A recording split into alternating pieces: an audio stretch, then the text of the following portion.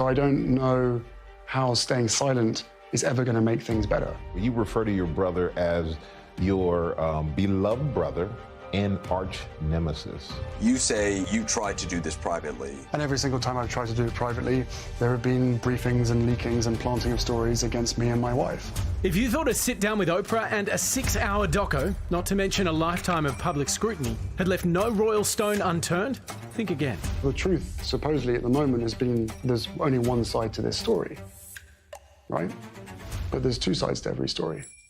The stream of revelations from Prince Harry's memoir, released early in Spanish bookstores by mistake, explosive, sensational, heartbreaking. We are feasting on these carcasses of deteriorating relationships between two brothers and between a son and the king, his father. From taking drugs, marijuana, magic mushrooms, cocaine. I mean, that's going to surprise people. To losing his virginity. Harry talks about losing his virginity to an older woman in a field behind a pub. You can't make this up. To Prince Harry's startling admission that he killed 25 Taliban fighters, describing them as chess pieces taken off the board. To talk about the nature of a mission in this way is simply not done. There will be people out there who maybe support the Taliban, support their agenda, who will now be motivated, I think, to kill Harry. And when it comes to the royal family, the gloves are off. Harry claiming his brother William, or Willie as he calls him, knocked him to the ground in a fight about Meghan. He wanted me to hit him back, but I chose not to. That William and Kate encouraged him to wear that Nazi costume.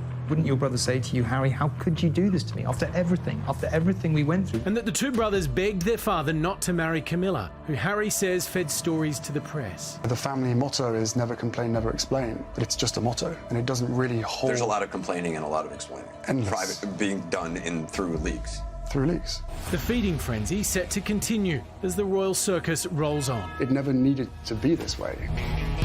Oh, goodness me.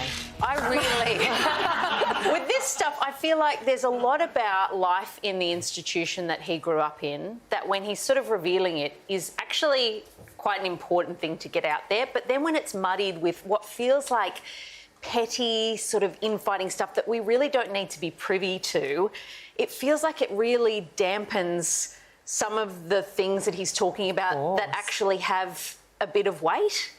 And I don't know how to... I just don't know. The more I see, I'm like, the less I feel... I'm not interested, but I don't know. I just feel like he's doing himself a disservice. Yeah, it's the dirty laundry that's being aired, which is a bit icky. And I think I've got two little boys. I would be beside myself if they were fighting in this way. And to hear him call Prince William his arch nemesis as well.